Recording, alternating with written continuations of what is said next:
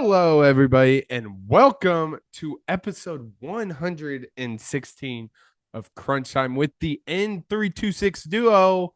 I'm your host, Sam Godsey, and with me today, as always, is Tanner Dislin. Tanner, how are you doing tonight? Sam, I am doing great. We just had an awesome weekend of football. The divisional round is awesome. I know we look at the NFL playoffs as a whole and everybody talks how great they are, and namely the Super Bowl and the championship weekend. Not enough love goes to the divisional round. There's 4 games, they're all awesome. A lot of good matchups. Remember the Bills Chiefs, obviously, yesterday. The Bills Chiefs was an instant classic. Bills Chiefs a few years ago, the classic, the infamous 13 seconds. That was a divisional weekend game. They always deliver. So I'm doing great, man. We had an awesome week of football. Can't wait to talk about it. Yeah, absolutely. What complete opposite of last week. We're gonna have a rather short episode. Not much going on. We're gonna be focusing on those divisional rounds, um, and mainly focusing on that in a couple weeks once we kind of hit that in between period of when the NFL ends and college basketball. That's when we'll start to transition into more basketball talk. So just having that on your radar. But Tanner, let's start off as we always do with winners and losers. Who is your winner? Yeah, so my winner of the episode is going to be homecomings because we got a big one, especially for those who are in the state of Iowa and Iowa football fans. 5-star offensive tackle Caden Proctor. Of course, he was in all over the headlines last year when he was the number one offensive lineman in the country, number one player out of Iowa. He was, an absolute stud, can't miss prospect. He was committed to Iowa for the longest time, and the day before signing day, flipped his commitment to Bama. The other day, he announced he was in the transfer portal, and immediately, a few days after, announced he was coming back to Iowa and recommitting to play for Coach Ferentz and the Hawkeyes. Absolutely huge get. How many times did we talk throughout the year? The offensive line needs work. The offensive line sucks. This is a huge step in the right direction. Not only a absolute stud of a talent and an athletic freak, but someone who played under Nick Saban for a year, right? That's invaluable, invaluable coaching that he got and experience he got. So coming back and blocking against Northwestern should be a cakewalk for him, right? You'd think. So that's a huge get for Iowa. And listening to Proctor talk, actually, it's really interesting in his decision to come back to Iowa. He said no bridges were burned. He was really pleased with how Iowa took it because a lot of people could have gone in, bashed him for his decision. That would be me. I bashed him for his decision. I called it Left hand up. that was me. Thank God I'm not a recruiter or anything, because that bridge would have not been burned. It would have been nuked.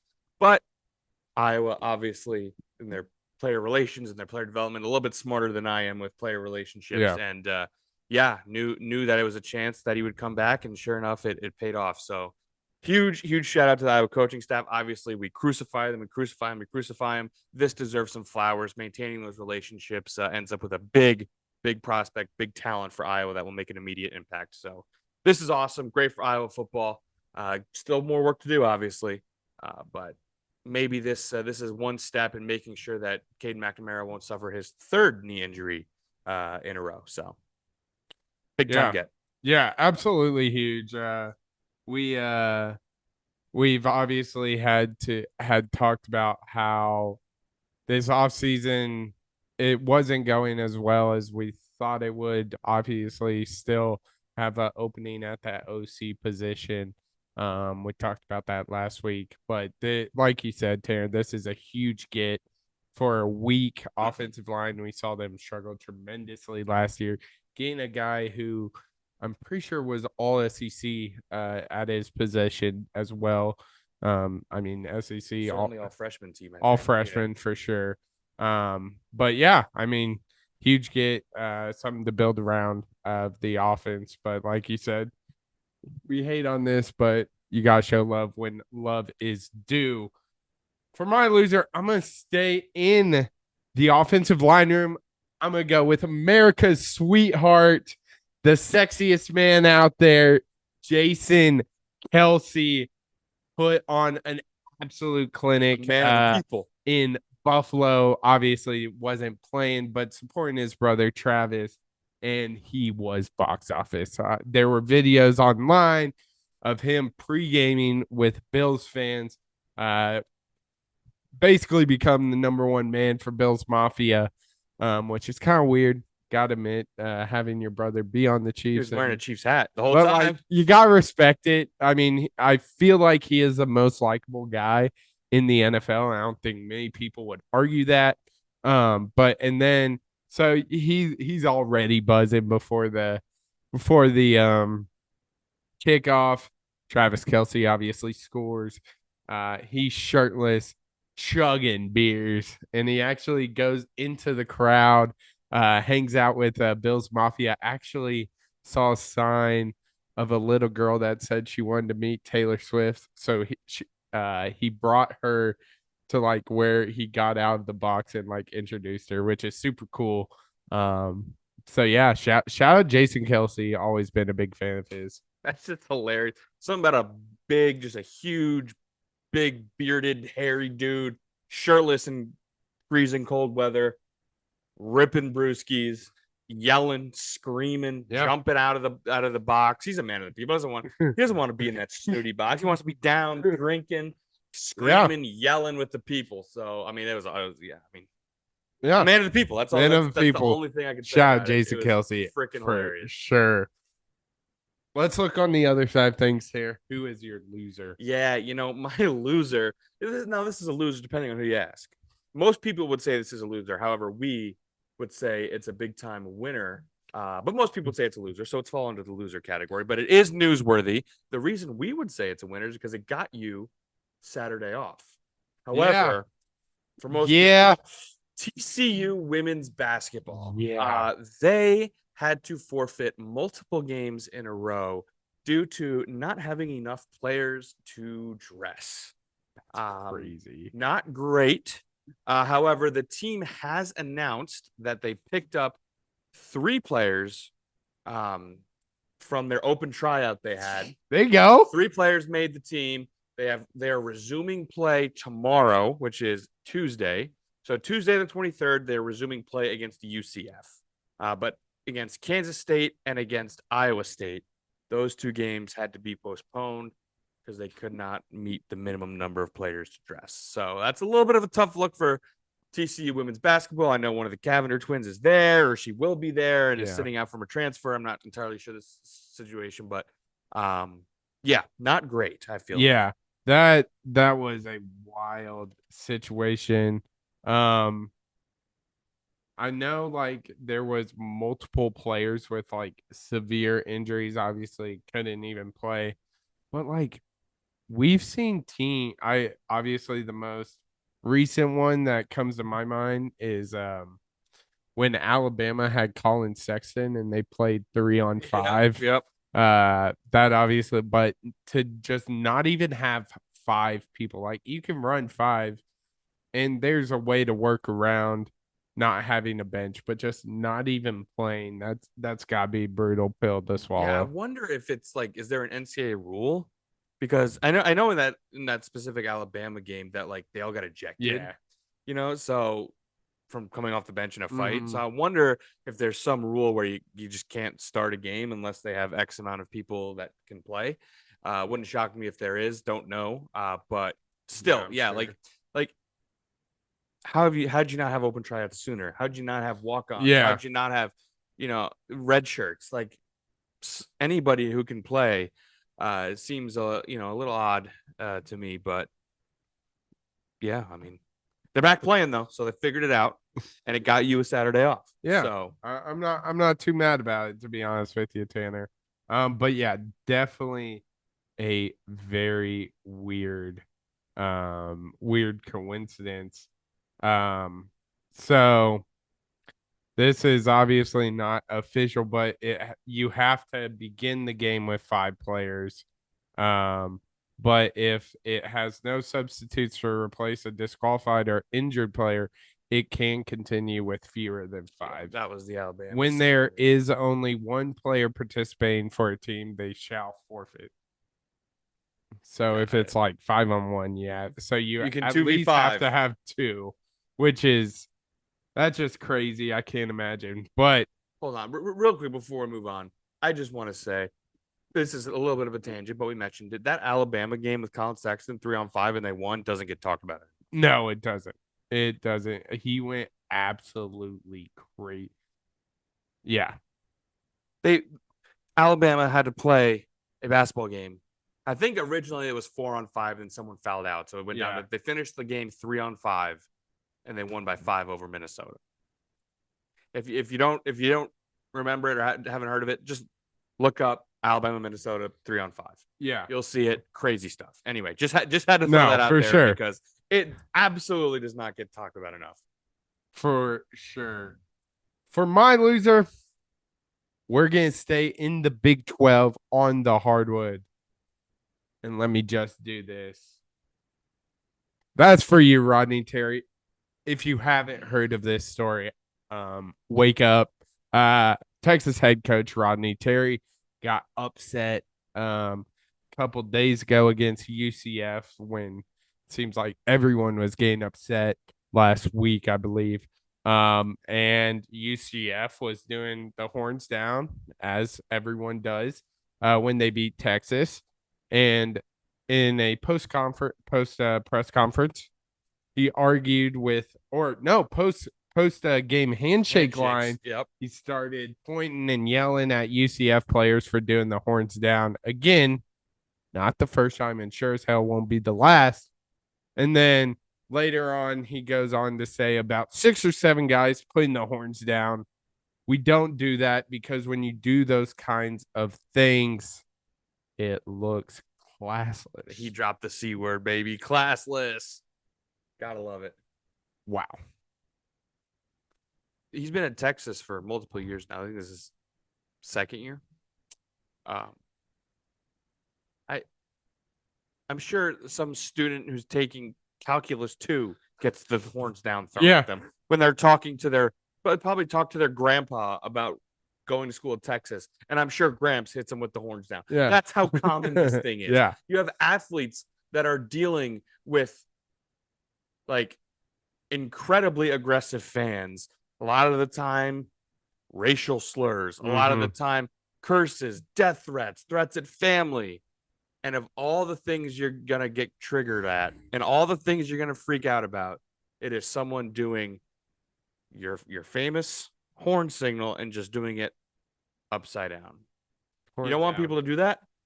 Win the damn game. Win the damn game. Not only that. I cannot believe that an actual grown human being, grown man, a leader of a program gets that pressed after a team upsets you and decides to do your hand motion upside down. I cannot fathom it. It doesn't make any sense whatsoever. Yeah, and to top it off, he did say that, but a couple days later, so in that press conference, he said, "We don't jump up and down and act like we won a national championship." Well, a couple days ago, upset Baylor. And Terry, you would not believe who was jumping up and down like they just won a national championship.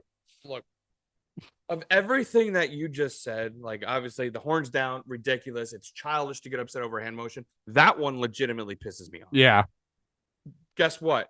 When you give your whole life to play a sport, you give your whole life to play a sport at the highest level in college basketball, to earn an education for free. You earned the right to play for that school and earn that education. There's a lot of pride that you take when you go out and you lace up your shoes and play basketball on the biggest stage in college basketball. Believe it or not, you're allowed to celebrate when you win a goddamn basketball game, especially when you weren't supposed to. That boils my blood. The fact that after he gets upset, he's just like, well, they were celebrating like they won a championship. Are you kidding me? Yeah. Are you actually kidding me? Insane stuff to hear from a Division I college basketball coach and a Division I college basketball coach who was in the Elite Eight a year ago. Mm-hmm. Unreal. It pisses me off. Yeah. And it's just gonna get worse.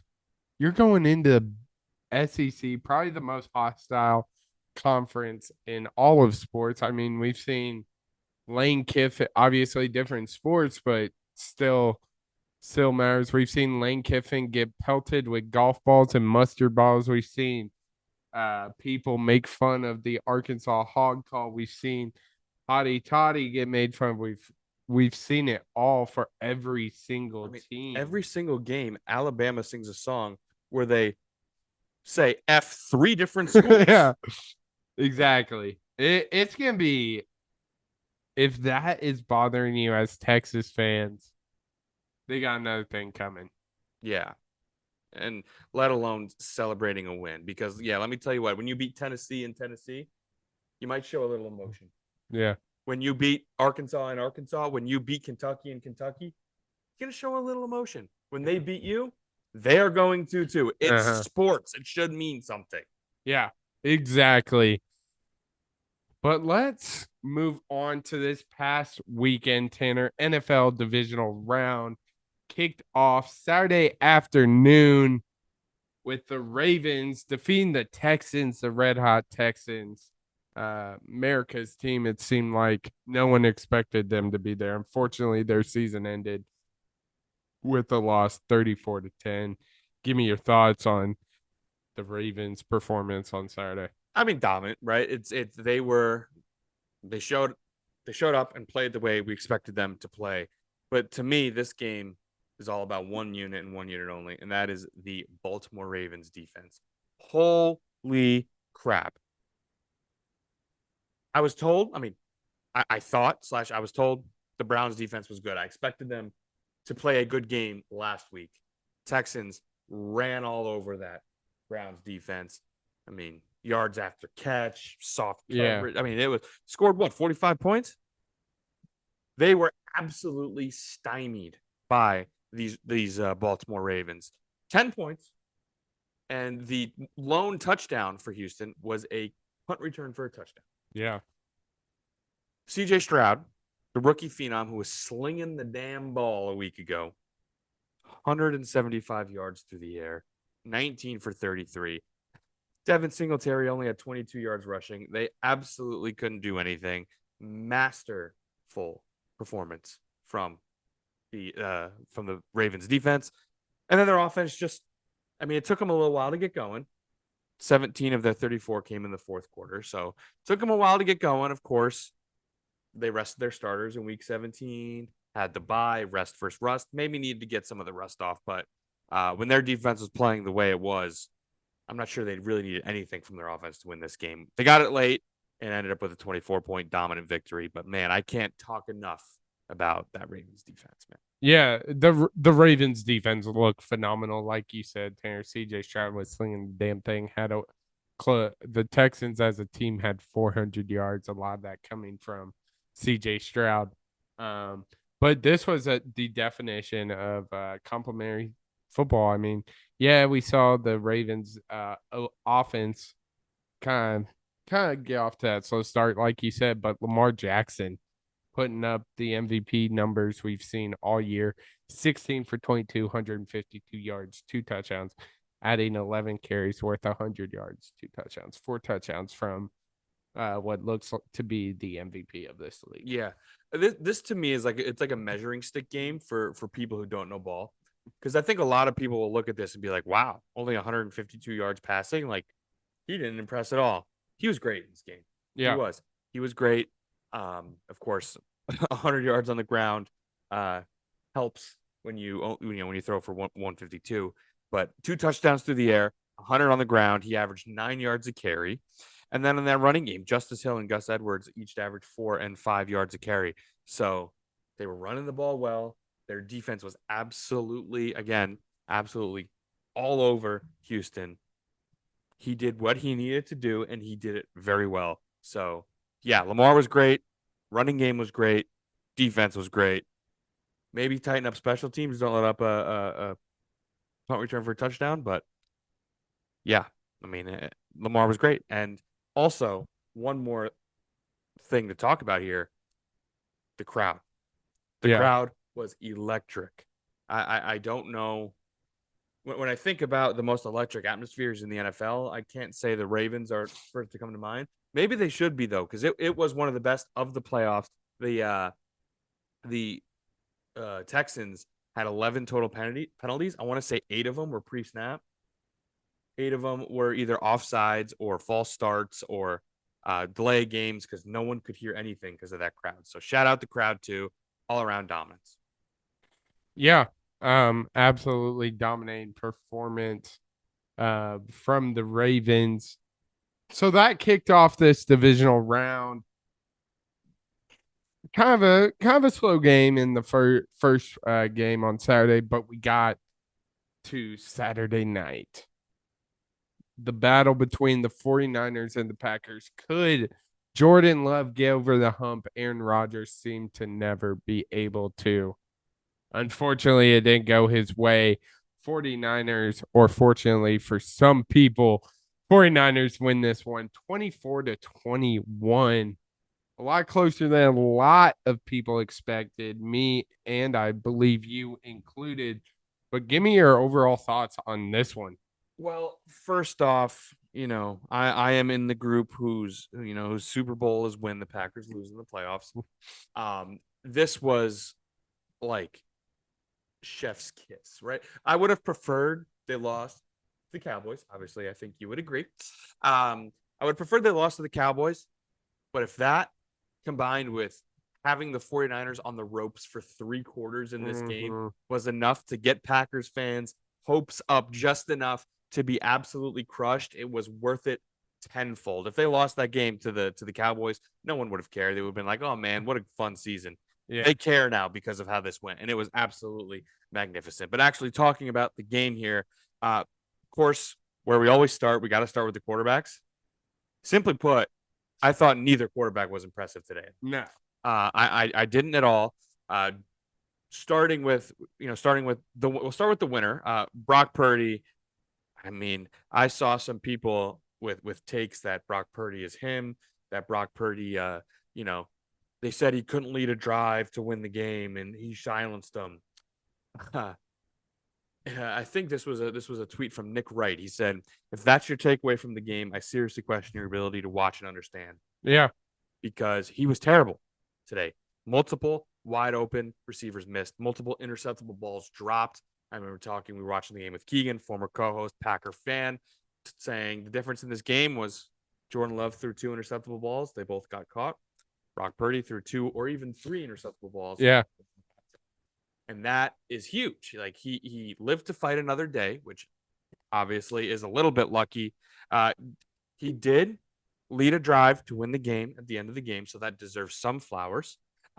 He leaned heavily on his running game in that drive, but still, he made a couple big time throws. But simply put, neither quarterback was impressive. Looking at Jordan Love, I mean, it was an absolute disaster class of a fourth quarter from Jordan Love. Yeah. 2 critical interceptions, one of them, and kind of both his fault. One, a wide open guy underneath, rushed it, way overthrew him, and behind him, tipped up and intercepted. A good pass. That's probably a first down. Then, of course, the other one, as the game was running out, the Brett Favre throw across his body, rolling to his right, tuck it and run. He probably would have gotten a first down. We all know that, so I won't harp too much on it. But those are 2 big time mistakes from Jordan Love, and it absolutely cost the Packers in this game. And then, of course, the third thing to talk about is the kicking, because one thing's for certain: kickers are just as important as anything else in the playoffs, man. Because 2 teams are really feeling it today because of their lack of kicking. But those are kind of my initial thoughts. Anything come to mind for you here? Yeah, I mean, I think the story surrounding Brock Purdy all this season turned out to be true in this one. You take one of his weapons away, that being Debo Samuel. He forgot about that. Yeah. he looks like a very, very, very bottom average quarterback. He looked awful. But fortunately, you still have George Kittle and Christian McCaffrey. But like you said, Tanner, 49ers capitalized on the Packers' mistakes, and that's really why they won this game. Yeah. And furthermore, just a little bit, I mean, the two stars of this game, for me, pretty easily, the two running backs, right? Christian McCaffrey and Aaron Jones were great in this game. In a game where there's bad weather and the two running backs are the stars of the game, why are the two quarterbacks combining for 73 pass attempts? Both coaches completely got away from the run, and I don't understand why at all. I don't get it. Yeah, Especially when Purdy, you have that drop back where Purdy's trying to get a grip on the football mid drop back. You don't need a grip if you just turn it and you hand it to your running back. I will say, with that, we saw a lot of screens to McCaffrey, so it's Extended run game. a little better, but I totally agree with you, Dan. Yeah. Questionable play calling on both sides when it came to the weather and how the running backs were performing. Yeah. So, I mean, all of that wrapped up. The statement is, I mean, the better overall football team won. Obviously, the 49ers were a better 100%. football team than the Packers. The better team that day did not win. Yeah, absolutely. The Packers were the better team that day. The Packers controlled this game for 3 quarters, and they should have won. And a little bit more conservative play calling, i.e., running the ball with your running back who had 108 yards and averaged 6 yards a carry, a little bit more. That would have helped. And also has fresh legs, by the way, because he was hurt earlier in the year. So not a lot of wear and tear on those legs, but a little more conservative play calling, some more accurate passes, better decision making from Jordan Love. They probably win this game. Yeah, and absolutely. And all that is, and even with everything that we're talking about, a made field goal by Anders Carlson. We're talking about a 7-point game. Of course, San Francisco still could have driven down and tied it at 24. However, the drive by Jordan Love after the touchdown by San Francisco would look a little different in a tie game versus when they're down, a little less desperate. Maybe he doesn't make that throw, and Green Bay can get a field goal at the end of the game. So obviously, coulda, shoulda, woulda. San Francisco needs to tighten up. They need to tighten up big time. They need to get healthy. Obviously, Deebo Samuel's health in question. Whole different quarterback, whole different offense without Deebo Samuel. 49ers need to tighten up. Packers kicking yourself after this one. Yeah, absolutely.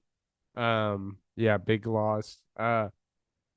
So I don't know if you have been paying attention to the NBA tonight, but the 76ers just went final against the Spurs, 133 to 123. 76ers won. Joel Embiid had 70 points tonight. Oh, sure. 70 points, 18 rebounds, 5 assists. Shot in 37 minutes, shot 24 for 41 and 21 for 23 from the free throw. Only have 1 3.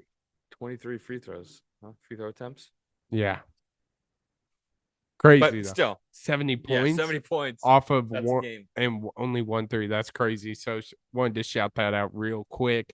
But let's return to football. Probably the best atmosphere. We talked about how electric Baltimore was, but Detroit took it to a whole nother level. Played kind of a big part in this one, Tanner.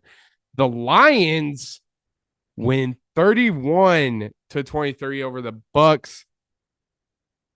This one was fun, Tanner. Not a lot of people expected the Lions and the Bucs to be in this position, but the Lions are moving on. What were your thoughts on this one? Oh boy, I mean, Jared Goff, take a lap, my friend. Yeah, take an absolute lap. You deserve all of it, you're playing out of your mind. Multiple big throws out of Goff, time after time when they needed it most. He stepped up and made a big time throw. The one that comes to mind is the 3rd and 15, where the actual throw is a throw to Amon-Ra St. Brown, to which he, of course, dragged 2 defenders over the line for the first down. But It was an absolute seed from Jared Goff. It was a duck, but it was somehow still a seed. Yeah. Like his arm talent is crazy. How he can throw, even when he doesn't have the best spiral on the ball, he can still throw it faster than most quarterbacks uh, can, and do so on an absolute tightrope, even though the thing is wobbling. But he was awesome. And of course, everyone who questioned it, I did too. Not great positional value drafting a running back in the first round, especially in the top half of the first round. But Jahmyr Gibbs is unbelievable with the football in his hand.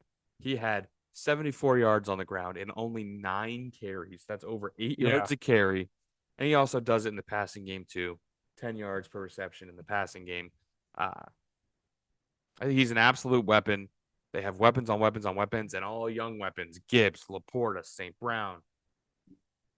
It's just a damn good football team.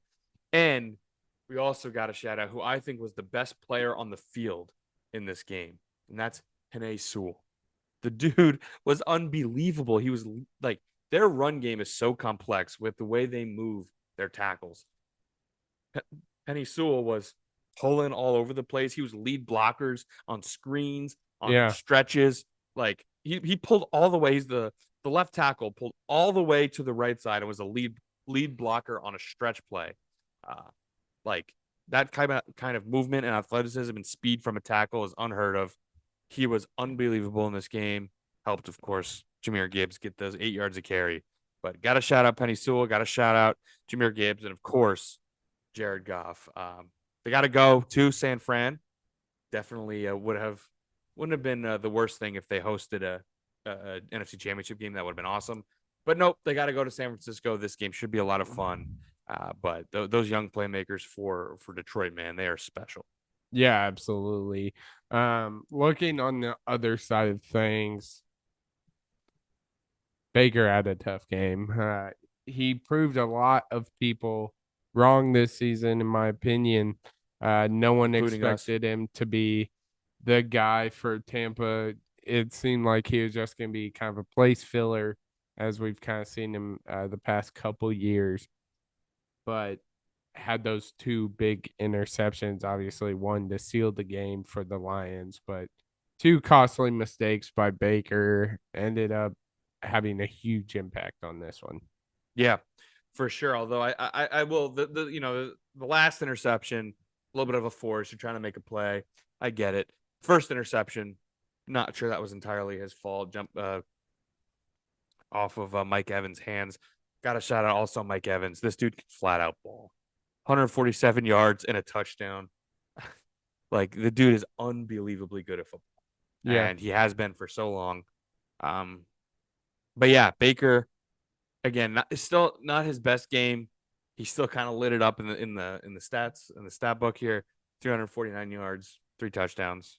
Of course, those 2 interceptions, like we said. But shout out Baker, man! What an absolute bounce back season for him. We'll touch a little bit later. Obviously, we did not have him being this good. We didn't have the Bucs being this good. But stuff to build on for Tampa Bay for sure. So great season for them, but this day belonged to Detroit. Now, I do want to ask a question because the internet seems to be talking about a decision made by Todd Bowles. The Buccaneers were down 14 in the fourth quarter, and after scoring a touchdown, they went for 2. Is that something you would do? Down 14 in the fourth quarter, you score a touchdown. Are you going for 2? No, I'm taking the points. Because you put yourself in a position to be down by 7. If you score, I think that's a place I'd rather go for 2, just go for the win. But there wasn't really a huge advantage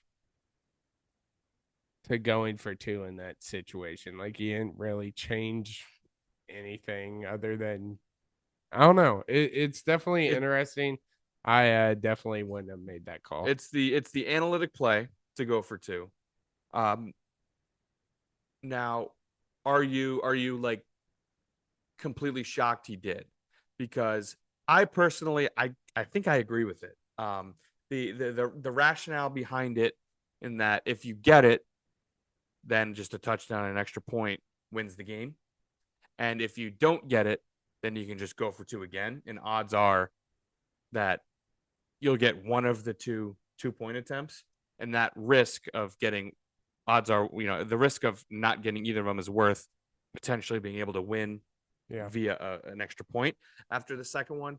But I get it if you don't agree with it. If you're just like, you know what, give me the extra point.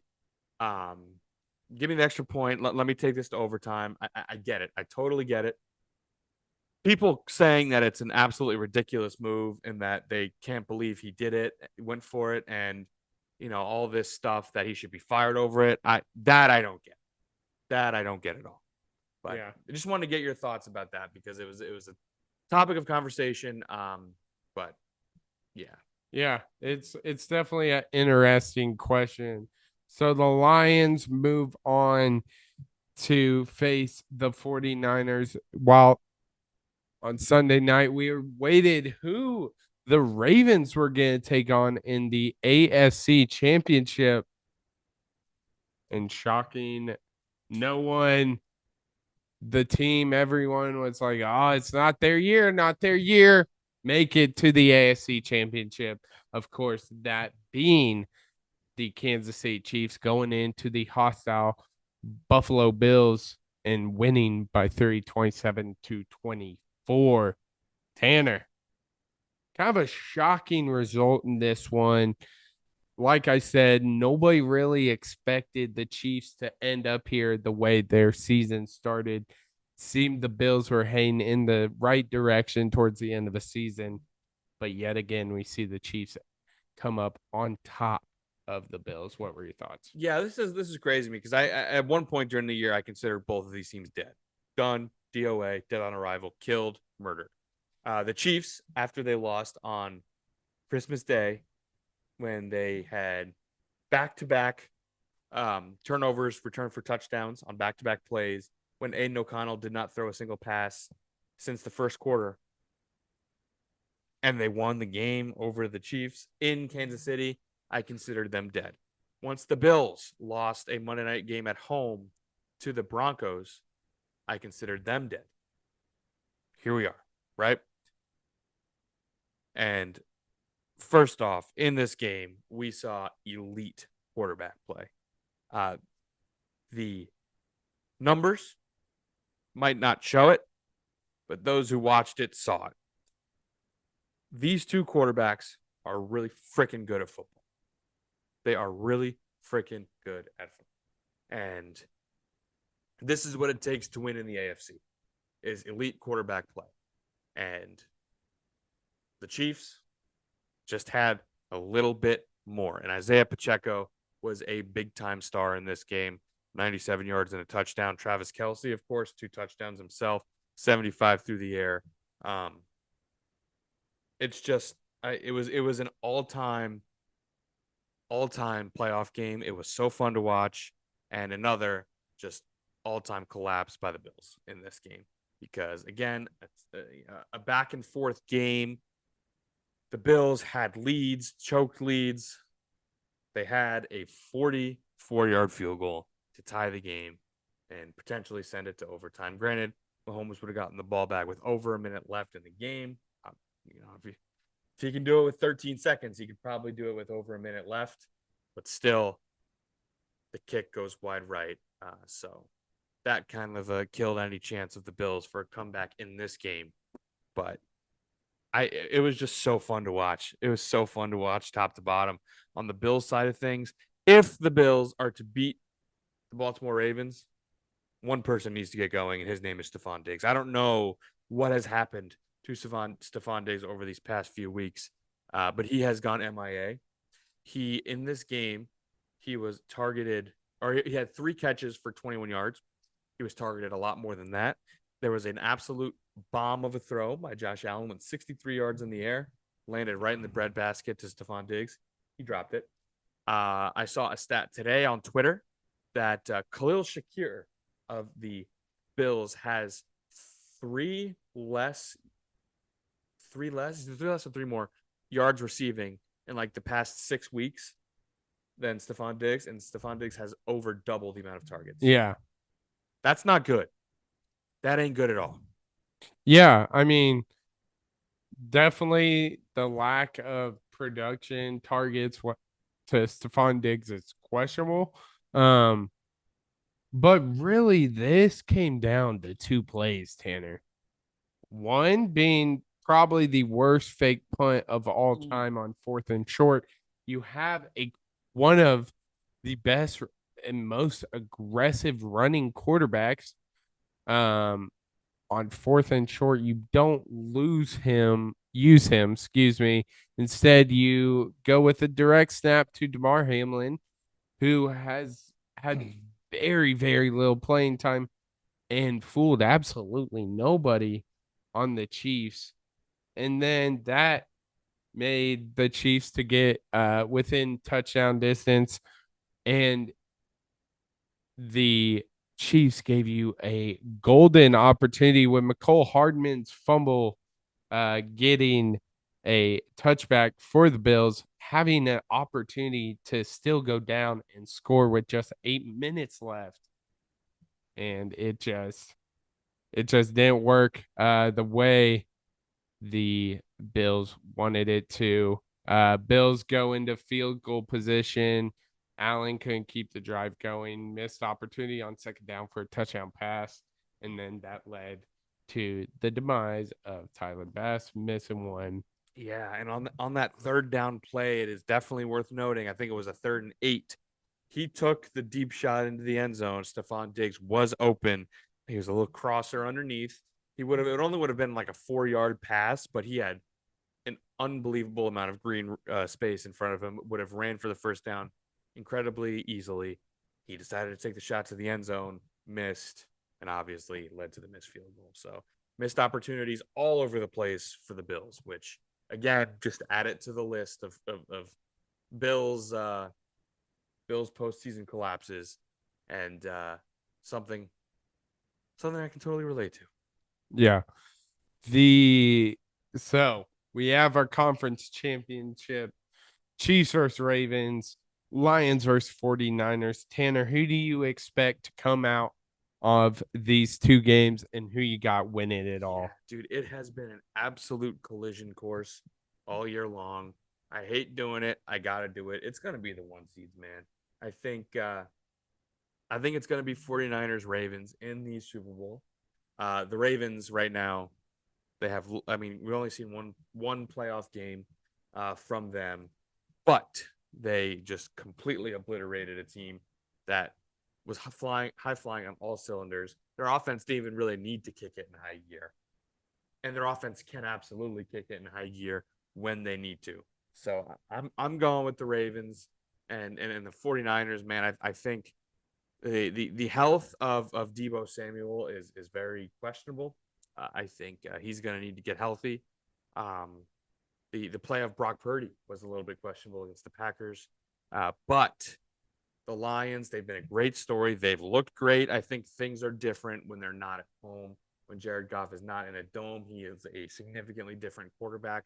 And I think the San Francisco defense will show up in that game and kind of handle things. So I'm going to go San Francisco, Baltimore in the Super Bowl. And I'm going with the team that won the first matchup and the team that is looking like the best team in the NFL and has been ever since that game. And that's the Ravens, dude. This defense is absolutely for real. And like I said, their offense didn't even need to kick it in high gear, and they beat the living crap out of a team that beat the living crap out of the top 5 defense in the NFL. So give me the Ravens, man. They look so scary right now. Yeah, that's definitely an interesting pick. I think whoever comes out of that AFC is gonna win it all. For me, I'm going with Patty Mahomes, the best quarterback in the NFL has been all year, even though some people didn't believe at the beginning, including myself. So I got the Chiefs. I think it's gonna be a shootout. I think it's just gonna be a great game, probably game of the year in my opinion, if all goes according to plan. Then on the NFC side, as much as I want to take the Lions, I think Brock Purdy gets just enough done with his loaded offensive weapons and that defense behind him. I think they move on. And so I got the Chiefs versus 49ers. The NFL script has had the Chiefs ever since Travis Kelce had start dating Taylor Swift. Give me the Chiefs winning the Super Bowl. Proposal during the celebration. Jesus, I hope not. Lord help us all. Yeah, Lord help us all. But that is kind of our predictions as we go into this weekend. Tanner, shall we take a step back and go into what we've talked about If we in the have past? to, I don't really want to. So, We're gonna get old takes exposed. all the big way time. back on week 1, we did a little excitement and panic meter. So for excitement, we'll start out where we started. 5, I had Green Bay. A lot of expectations were kind of low on the Packers, and they turned out starting playing well. For the 6th spot, you had the Packers. I had the Dolphins.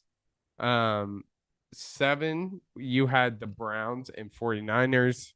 8, I had the 49ers and Lions. 9, you had the Lions and the Cowboys. I had the Browns.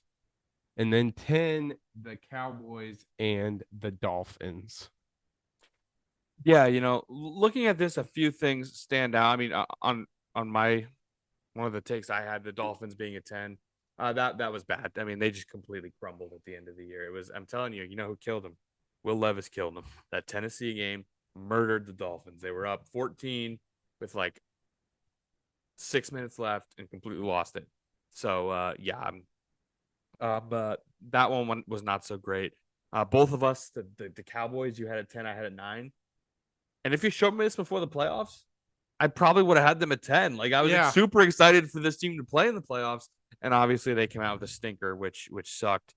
Somehow I was only a 7 for the 49ers. I don't remember if that was just because I thought they were going to be great and they were great. So maybe it was, I don't know. Yeah. But other than that, man, I think we did a pretty good job on this. Yeah.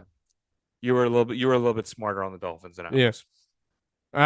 Looking on the other side of things, a panic meter at 1, we had the Chiefs. Kind of nailed that.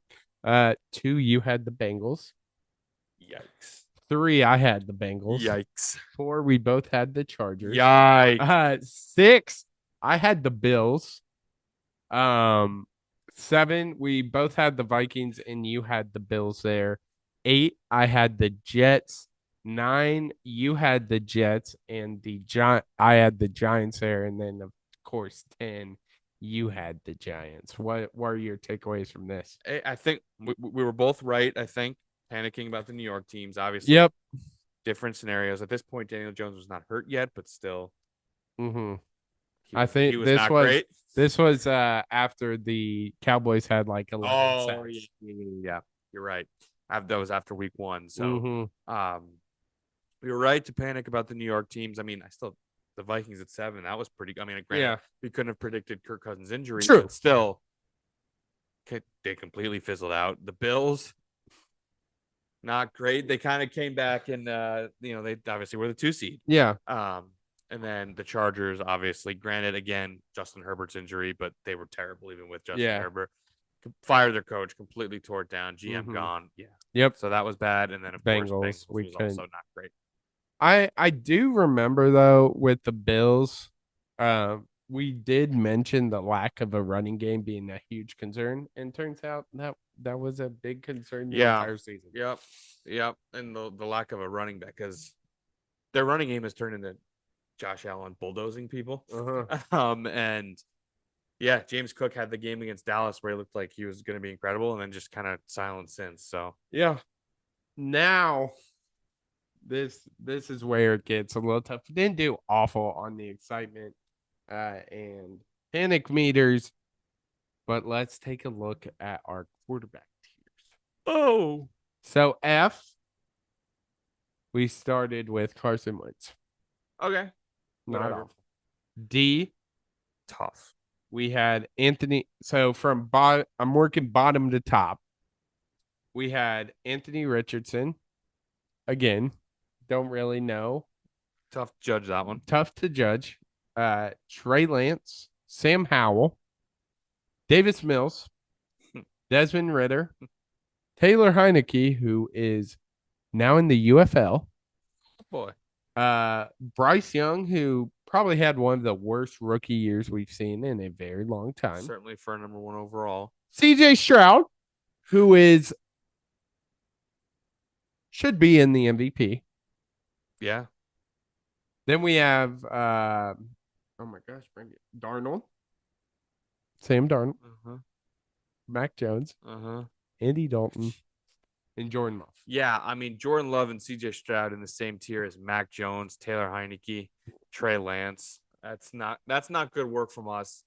I mean, obviously, in our defense, this was before the season started. True. So and a lot of these young guys, preseason, CJ Stroud looked like shit. He did look like crap. So, but yeah, that's obviously that's not great. That's not great at all. I will defend, however, the Andy Dalton take. He started one game this year and slung the damn rock, and they almost beat the Seahawks. He had like 450 yards or something. Obviously playing behind Bryce Young, wanted to get him as many snaps as possible.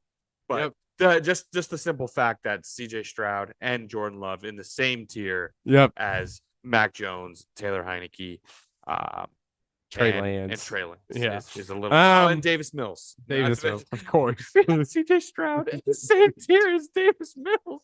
Oh, man.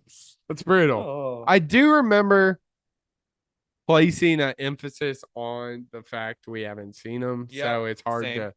But moving on to C, at the bottom of the C tier, we have Brock Purdy. So Brock Purdy and Jordan Love next to each other. Brock Purdy remains to be the most difficult quarterback to judge in the NFL. Ryan Tannehill, Kenny Pickett, Baker, Jimmy G, Justin Fields, Deshaun Watson. Oh, no. Geno Smith, Daniel Jones, Mr. Unlimited, David Carr, and Tua. I mean, looking at this, to me, the misses, Derek Carr, Kenny Pickett, Deshaun Watson, Justin Fields, and Jimmy G, like in the same as Tua, Russ, Baker. Yeah. Like, even Purdy. Yeah. And Purdy was at the bottom of this tier. Oof. Not great. Oof. Not great. Not great. Not great. Moving on to the B tier, we have Kyler Murray. I think that's a decent spot. Yeah, I would just say before you say them all, looking at this, I think we have 2 misses in here. I think we have 2 misses. Dak, Kirko, Goff, Matthew Stafford, Lamar, and Trevor Lawrence. What are the 2 misses? I think the 2 last ones you said, Lamar goes up to A, and Lawrence goes down to C after this. Agreed. Year. I think those are only misses. I like the rest of the body of that. Yeah. Of that group. Your Kirk Cousins, your Matt Staffords, your Jared Goffs, your Daks, and your Kylers. Yeah. I think that's great. I mean, Lamar, not great. Not great by us. Jared Goff, I could see bumping up today as well. That too. But yeah, Lawrence, disaster of a season for Lawrence. Yeah, not great. And he's at the top of this tier. Yeah. And moving on to A, we have Justin Herbert. Obviously, injury kind of derailed his season. Speaking of derailing season, we saw this dude only throw like once, and that was Aaron Rodgers. Jalen Hurts, who a tale of 2 seasons. Yeah, not great. Josh Allen, Joe Burrow. Obviously, Joe Burrow affected by injury as well. So 3 of our 5 quarterbacks in tier A, we didn't really get a good perspective on their season due to injury, but not having Josh Allen's as and this cat, Josh Allen would be the top of this. Yep. After what we've seen this year. Jalen Hurts, I'm thinking he's on the demotion list. Yep. I love Justin Herbert. I think he might be on the demotion list as Yep. well. Top of B. But yeah, I mean, I'm still good keeping Aaron Rodgers in A. Yeah. I still think he can play. We didn't see anything from him this year, literally nothing. So I'm good keeping him in A. But Yeah. Hurts and Herbert, I think you're going to go down one. And then I think we nailed this one. Yep. 1 for 1. Yes. Patrick Mahomes. I think we did nail that. Patrick Mahomes tier. Yes. Nailed. I like it. I like that. Let's go. Who else doing that? No. Oh. Let's go. Third time's a charm. Yeah. Not in tier list, but So that was our tier list. Not great. Not great stuff. Let's just keep the bad train going. Let's go to our midseason takeaways. This was back on episode 108. My first takeaway was Taylor Swift and Travis Kelce's relationship is the worst thing to happen in the NFL. I stand by that. He stands by it. Stand by it. Come at me, Swifties. Shout out to Jason for kind of taking the spotlight away. But I will say, I really don't think it has anything to do with Taylor Swift. I think this is more on the NFL. Yeah. Like if she was at games and the announcers were like, Taylor Swift's here, and they panned the camera to her, we're like all what? fine. Yeah. We're all fine. But it's after every single thing. It's Taylor Swift being the header of the NFL. It's them Yep. saying Chiefs are 2-0 since the Swifties joined. Like, yeah. Shut up. Yeah. And however, real quick, it is worth noting that if like all of that is super annoying, if you get mad at Taylor Swift swag surfing, going like this. Oh, that was clean with Donna Kelce. Something's wrong with you. If you get mad at that. If you just get mad at the fact that she's having fun, that was going late. like this, that was late. Something is wrong with you. However, just the constant bombardment from the NFL social media is, I agree. That's where it's just like, yeah. Your first takeaway was the importance of backup quarterbacks. I stand by that one. Yeah, that we probably haven't seen the importance of backup quarterbacks as much as we had this year. Joe Burrow going down, Kirk Cousins going down, Aaron Rodgers going down, Justin Herbert going down. I mean, even like on a completely different level, like why didn't Aiden O'Connell play the end of the year? Because Jimmy Garoppolo got hurt. Yeah. Then the Raiders decided to go into full tank and didn't want to give Jimmy G the job back. So that was a backup quarterback playing majority of the year. Ryan Tannehill, he got injured. That's why they went to Will Levis. Will Levis kind of took that job by the horns. So team after team having injuries to their quarterback. Yeah, that I didn't realize how many. For me, my second one was there's no clear best team this year. I think at times there was, but as the season came to an end, we had no idea. Yeah, I mean, I think your statement is correct. There's no clear best team. I think there's a clear two best teams. Yeah. It kind of separated themselves with the Niners and the Ravens. But I mean, looking at them, I always thought the Niners were the best team, and when the two teams faced off, Ravens beat the crap out of them. So yeah, I think that is a fair statement. Yes. Yeah. Your second takeaway: get the damn ball to your best receivers. Boy, was that important. Look what happened. Stand by that one. Stephon Diggs didn't get the ball. They lost. That's crazy. That's crazy. It's crazy. CeeDee Lamb didn't get it. But if you remember, it's true. If you remember that this conversation was sparked from CeeDee Lamb saying that like not getting the he ball. didn't get the ball, and also was Jamar Chase. Remember, it was like he said, I'm always bleeping open. Yeah, and they were talking about AJ Brown's another one. AJ Brown was another one who didn't get the ball, and then like diva wide receivers. You know, we all love a good diva wide receiver, but seriously, they're your damn best wide receivers for a goddamn reason. Get them the football. Teams that do that win. Yeah. My next one was stop overlooking Myles Garrett. Believe it or not, he is one of the best defensive players. Still, kind of single-handedly carried the Browns to their record. They did playoff bound. Obviously, Yeah. Joe Flacco came aboard, but it was Yep. definitely led The by Miles. unfortunate scenario here, he did get injured and kind of seemed to his Yep. play seemed to taper off a little bit. I mean, a red hot start to the season. Didn't finish as strongly again. That injury having a lot to do with it. For sure. And when he started to not play as well as when that Browns defense started to look more vulnerable. No coincidence there that Myles Garrett is the catalyst of that defense. But yeah, I mean, if he stayed healthy all year long, I think he's the clear defensive player of the year. Now, of course, there are some conversations. He still might win it, to be honest. Yeah. But now there's a little bit more of a conversation. Yeah. And this is where it kind of here, third one. We were wrong to overlook the Eagles. We were so right to overlook the Eagles. I mean, these brothers just forgot how to play football. That was the most insane collapse I've ever seen. People are talking about, oh, when they were 10-1, did anyone really think they looked like a 10-1 team as McNeese State wins on a last second putback? That was really cool. That was really cool. But a lot of people talking, oh, when they were 10-1, did they look like a 10-1 team? And I think saying no to that is fair because they did look more vulnerable than they did last year. But in that 10-1 start, they beat the Chiefs. Yeah. Remember, granted, Chiefs had a rough start, but they beat them in Kansas City Mm-hmm. In a hard-fought Monday night game. They had beaten the Cowboys up to that point. Yeah. Like they had a decent strength of schedule, decent strength to win.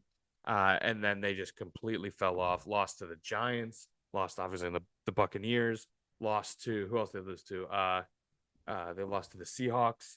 They lost to the Cowboys. They lost to.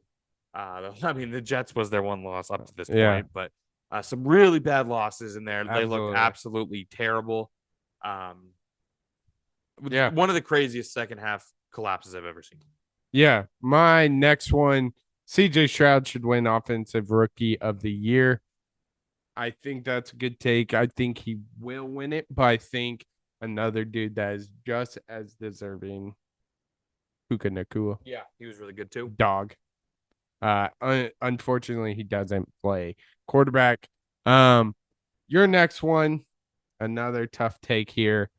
May have jumped the gun on Russell Wilson. I don't think this one was as bad as it may look now because of what the way he was benched, some shiesty play, I think, within the Broncos organization. 100%. My thoughts on that jackass. I can't even think of his name right now. Sean Payton, that human spawn of Satan. I hate that. I hate that MFer. I think he deserves the worst in life. And but Russell Wilson played pretty good football this year. He led a Broncos team that was, vying for first overall draft pick a year ago to a spot where they were vying for a playoff spot this year. Of course, at one point they were the most red hot team in the NFL. And one of the main reasons why, of course, was Russell Wilson. So I might stand by this one here that we may have jumped the gun on Russell Wilson. The dudes can still play, but didn't end as great as it should have with the whole scenario, him getting benched. 100%. My last one is look at what happens when you give Lamar Jackson some receivers. And also throw in there a damn good offensive coordinator. Todd Monken coming from Georgia. He was their Georgia offensive coordinator, comes in, starts calling plays for Lamar. Holy shnikes. There's the new coordinator, the new weapons. Zay Flowers. I mean, all this was without Mark Andrews for most of the year. Yeah. He's now back for this run. Zay Flowers, Odell Beckham Jr., Rashad Bateman's coming along. Like, the offense looks completely different. And who they just signed today?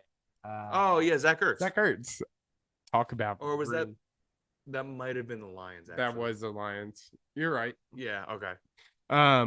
And your last one, Jordan Love is not a future Hall of Famer. Yikes. Obviously, it's hard to anoint him a future Hall of Famer at this point, but obviously the point I was saying that Jordan Love might not be the guy, that's wrong. I think, again, I'm not sure he's going to be a Joe Burrow, Josh Allen type in this league. Yeah. But at the very least, he can operate a schematically sound offense. I mean, Matt LaFleur's offense is very complex, very, like I said, schematically sound. It takes intelligence, it takes skill to run, and he can do so at a very high level. Get him some wide receivers that are not that are not the human embodiment of who. And I mean, yeah, this team will look a lot better, I think. But yeah, bad take. It looks like he's going to be a pretty damn good quarterback in the NFL for a decent amount of time. Yeah, absolutely. So those were kind of our takes on the NFL season. Some good, some not so good, some outright abysmal.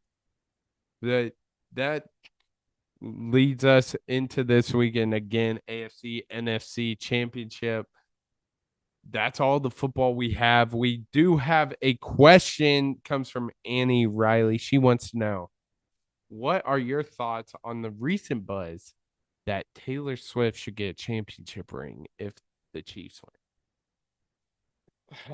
Well, listen here. I think if the Chiefs win the Super Bowl, Taylor Swift will get a ring. It will not be a championship ring. Oh, you think? It will be an engagement ring. You think? Travis Kelce.